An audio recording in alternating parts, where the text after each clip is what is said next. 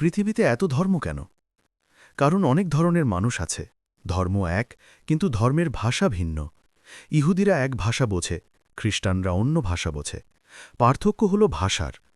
মুসলমানরা আরও একটি ভাষায় কথা বলে, কিন্তু সকল পার্থক্যই ভাষাগত। ঠিক যেমন ইংরেজিকে ফরাসি ভাষায় অনুবাদ করা যায় এবং ফরাসিকে ইতালীয় ভাষায় অনুবাদ করা যায়, আর এতে কোনো বিরোধ নেই, তেমনি খ্রিস্ট ধর্মকে হিন্দু ধর্মে অনুবাদ করা যায়, হিন্দু ধর্মকে ইহুদি ধর্মে অনুবাদ করা যায়, এতে কোনো সমস্যা নেই। শুধু দেখা এবং বোঝার জন্য স্পষ্টতা প্রয়োজন। একজন ধার্মিক ব্যক্তি দেখতে পাবে যে পৃথিবীতে কেবল একটি ধর্ম আছে, যদিও এর প্রকাশভঙ্গি অনেক। এবং এতে কোনো ভুল নেই, এটি ভালো। যদি এই ধর্মগুলো একে অপরের সাথে বিরোধ না করে এবং একে অপরকে বিরক্ত না করে, তবে এটি পুরোপুরি ভালো, এটি সমৃদ্ধিশালী, এটি পৃথিবীকে আরও বাসযোগ্য, আরও প্রেমময় করে তোলে। শুধুমাত্র সেই শহরটির কথা ভাবো যেখানে কেবল মন্দির আছে এবং কোনো মসজিদ নেই, কোনো চার্চ নেই, কোনো সিনাগগ নেই। শহরটি একটু কম সমৃদ্ধ। যখন সব ধরনের ধর্ম প্রতিষ্ঠান এবং সব ধরনের প্রার্থনা চলে, তখন এটি সুন্দর হয়। ঈশ্বরকে অনেক উপায়ে পূজা করা যেতে পারে, এবং তোমাকে তোমার পথ বেছে নিতে হবে। সমস্যাটা এই নয় যে কেন এত ধর্ম আছে। সমস্যাটি হল তাদের সংঘাত, একে অপরের প্রতি তাদের অবিরাম বিরোধ, তাদের ধারাবাহিক শত্রুতা। সেটাই মূল সমস্যা। যদি এই শত্রুতা চলে যায়, তাহলে আমি কোনো সমস্যা দেখছি না। আসলে একটি উন্নত পৃথিবীতে এখনকার চেয়েও বেশি ধর্ম থাকবে, কারণ মূলত প্রতিটি ব্যক্তি এতটাই স্বতন্ত্র এবং অনন্য যে তার নিজস্ব ধর্ম থাকবে, তার নিজস্ব সংস্করণ থাকবে। প্রকৃতপক্ষে বাস্তবতা ঠিক এমনই। দুজন মুসলমান একরকম নয়। একই মসজিদে প্রার্থনা করলেও এবং একই কোরআন পড়লেও দুজন মুসলমান একরকম নয়। তাদের দৃষ্টিভঙ্গিতে কিছুটা ভিন্নতা থেকে যাবে।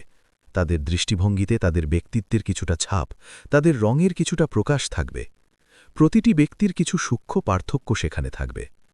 নিজেদের মধ্যে সংঘাত দূর হওয়া উচিত, বন্ধুত্বের সৃষ্টি হওয়া উচিত। তারা সকলেই ঈশ্বরের জন্য কাজ করছে, কেন তাদের মধ্যে দ্বন্দ্ব থাকবে? সংঘাত আসে এখানে যে রাজনীতি আছে তার কারণে। মুসলমান মোল্লা মৌলবি চায় পুরো পৃথিবী মুসলমান হয়ে যাও, ঠিক একইভাবে কমিউনিস্ট চায় পুরো পৃথিবী কমিউনিস্ট হয়ে যাও। পুরো পৃথিবী নিয়ে কেন মাথা ঘামানো? যদি কিছু সুন্দর মুসলমান থাকে তবে তা যথেষ্ট। তাদের মুসলমান হওয়া উচিত, এটাই গুরুত্বপূর্ণ। তাদের ইসলামে বাস করা উচিত, এটাই গুরুত্বপূর্ণ। এখন যেহেতু তোমার পিছনে একটি বিশাল জনতা আছে, সেই জনতা কি গুরুত্বপূর্ণ। কিন্তু জনতা রাজনীতির জগতে শক্তি তৈরি করে। যদি অনেক ক্যাথলিক থাকে, তাহলে ক্যাথলিক ধর্ম আরও শক্তিশালী হয়, তাহলে ভ্যাটিকান পোপ আরও শক্তিশালী হয়ে ওঠে। যদি অনেক হিন্দু থাকে, তাহলে পুরীর শঙ্করাচার্য আরও শক্তিশালী হয়ে ওঠে। এটা আসলে ক্ষমতার রাজনীতি। মানুষ আলাদা, এবং ঈশ্বরের দিকে তাদের সকলেরই ভিন্ন ভিন্ন দৃষ্টিভঙ্গির প্রয়োজন। কেবল একটি জিনিস মনে রাখা উচিত, একজন ব্যক্তি আল্লাহর দিকে এগিয়ে যাচ্ছে। সে কিভাবে এগিয়ে যাচ্ছে, কোন পোশাকে, কোন ভাষায় প্রার্থনা করছে, তা অপ্রাসঙ্গিক। কিন্তু দ্বন্দ্ব তো আছেই, রাজনীতিও আছে, এবং রাজনীতি হল অহংকারের ছায়া। অনেক ধর্ম কোনো সমস্যা নয়, বরং অনেক অহংকারই সমস্যা। ধর্ম কিভাবে সংঘাতে পড়তে পারে? এগুলি হল অহংকার, সূক্ষ্ম অহংকার। এই অহংকারগুলো থেকে সতর্ক থাকো। এই অহংকারগুলো তোমার মধ্যেও কাজ করছে। যদি তুমি সত্যের প্রেমিক হও, তাহলে সত্যের সব প্রকাশ তোমার কাছে স্বাগত হবে। তুমি একজন হিন্দুকে ইসলাম ধর্মে রূপান্তরিত করতে চাইবে না, বা একজন খ্রিস্টানকে হিন্দু ধর্মে রূপান্তরিত করতে চাইবে না। তোমার পূর্ণ প্রার্থনা হবে যেন খ্রিস্টান প্রকৃতই খ্রিস্টান হয়ে ওঠে এবং হিন্দু প্রকৃতই হিন্দু হয়ে ওঠে। আর একজন প্রকৃত হিন্দু এবং একজন প্রকৃত খ্রিস্টান ঠিক একই জিনিস। মনে রাখবে, যদি পৃথিবী প্রায় একই ধর্মের হয়ে যায়, তাহলে সেখানে এমন একরুগ্নতা থাকবে যে এটি খুবই একঘেয়েমি হয়ে যাবে। এটা ভালো হবে না। একবার ভাবো, যদি পুরো পৃথিবী এক ধর্মের হয়, এক মসজিদ এবং এক গোত্রের অধীনে চলে যায়, তাহলে তা হবে নিছক একঘেয়েমি, অসহনীয়। বৈচিত্র্যের জন্য এত আনন্দ, সব কিছুতেই বৈচিত্র্য ভালো। এত গাছ আছে, একবার ভাবো সারা পৃথিবীতে এক ধরনের গাছ, কে সেই গাছগুলোর দিকে তাকাবে? এমনকি যদি সারা পৃথিবীতে গোলাপের ঝোপ থাকে, তাহলেও গোলাপের ঝোপগুলোর দিকে কে তাকাবে? বৈচিত্র্য এক ধরনের উৎসব। হাজার হাজার রং এবং হাজার হাজার ধরনের প্রাণী, গাছ আর পাখি, সবকিছুই পার্থক্যে সমৃদ্ধ, স্বাতন্ত্র্যের সাথে। এবং জীবনের প্রতিটি ক্ষেত্রেই এটা হওয়া উচিত। এটা ভালো, বিভিন্ন ধরনের মানুষ, বিভিন্ন ধরনের ধর্ম, বিভিন্ন দৃষ্টিভঙ্গি, বিভিন্ন পদ্ধতি, সবকিছুই ভালো। কেবলমাত্র কোনো সংঘাত হওয়া উচিত নয়, কোনো প্রয়োজন নেই। অহংকার চলে যাওয়া উচিত, ধর্ম নয়। যদি অহংকার অদৃশ্য হয়ে যায় তাহলে তোমার যত খুশি ধর্ম থাকতে পারে, এবং এটি খুবই পরিপূর্ণ হবে, কারণ প্রত্যেকেই তার নিজস্ব পথ খুঁজে পেতে পারে, নিজস্ব পথ বেছে নিতে পারে। ধর্ম সম্পর্কে আমার নিজস্ব ধারণা হল, জন্মগতভাবে কাউকে ধর্ম দেওয়া উচিত নয়, জন্মগতভাবে এর সাথে জড়িত হওয়া উচিত নয়।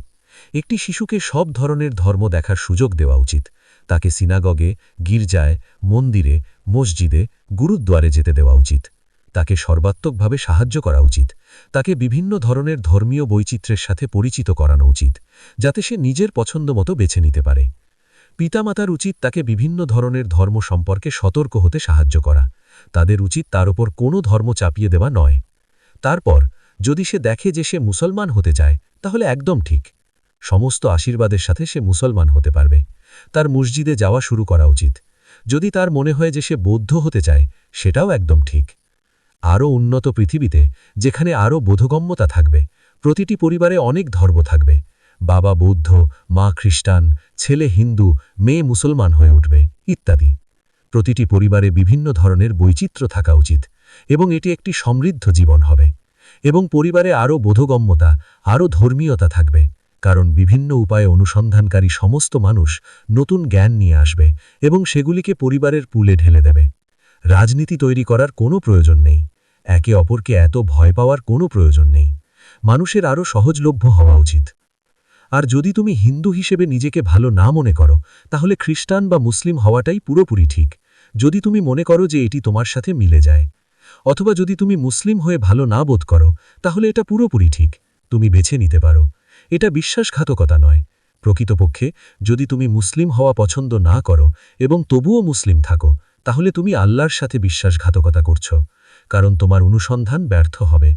যদি তুমি মুসলিম ধর্মের পূর্ণ ধারণাকে ঘৃণা করো এবং তবুও তুমি মুসলিম থাকো, কারণ তুমি মুসলিম হিসেবে লালিত পালিত হয়েছ, কারণ দুর্ঘটনাবশত তুমি একটি মুসলিম পরিবারে জন্মগ্রহণ করেছ, তাহলে তুমি ধর্মহীন ব্যক্তি হবে।